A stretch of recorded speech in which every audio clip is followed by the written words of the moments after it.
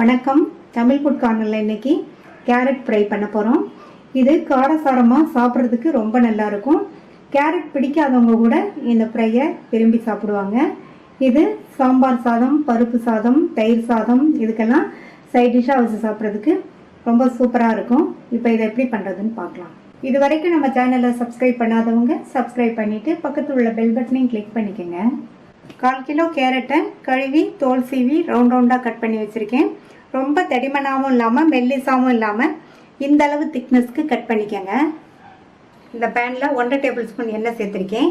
இந்த டிஷ்ஷுக்கு எண்ணெய் கொஞ்சம் அதிகமாக சேர்த்தா தான் நல்லாயிருக்கும். எண்ணெய் சூடானதும் அதில் 1/2 டீஸ்பூன் சோம்பு, 1/4 டீஸ்பூன் சீரகம். சோம்பு சீரகம் நல்லா பொரிஞ்சதுக்கப்புறமா அது கூட 2 டேபிள் ஸ்பூன் பொடியாக கட் பண்ண வெங்காயம், ஒரு கீரின பச்சை மிளகாய், 2 ஸ்லைஸ் பண்ண பூண்டு, கறிவேப்பிலை கொஞ்சம். இதை லேசாக வதக்கி விட்டுட்டு அது கூட ஒரு சின்ன தக்காளி பொடியாக கட் பண்ணதை சேர்த்துக்கணும். தக்காளி இந்த அளவு சேர்த்தா போதும்.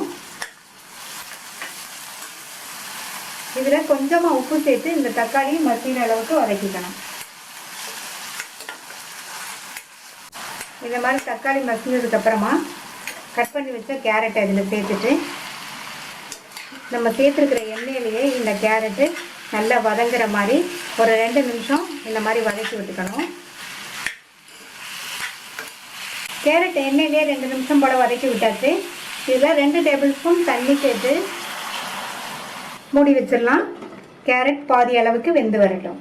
மூடி வச்சு 5 நிமிஷம் ஆச்சு. கேரட் பாதி அளவுக்கு வெந்திருக்கு. இந்த மாதிரி ப்ரெஸ் பண்ணி பார்த்தாலே தெரியும், லைட்டாக அமுங்கும். அடுத்து இதில் 2 பிஞ்ச் மஞ்சள் தூள், 1 டீஸ்பூன் தனி மிளகாத்தூள். மிளகாத்தூள் நீங்கள் உங்கள் காரத்துக்கு தகுந்தபடி சேர்த்துக்கங்க. இதுக்கு தேவையான அளவு உப்பு சேர்த்துக்கலாம்.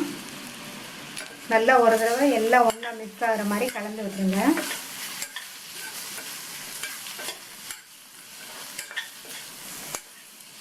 மிளகாத்தூள் சேர்த்ததுக்கப்புறமா நல்லா கலந்து விட்டாச்சு. இப்போ மூடி வச்சிடலாம். ஸ்டவ்வை சிம்மில் வச்சுருங்க.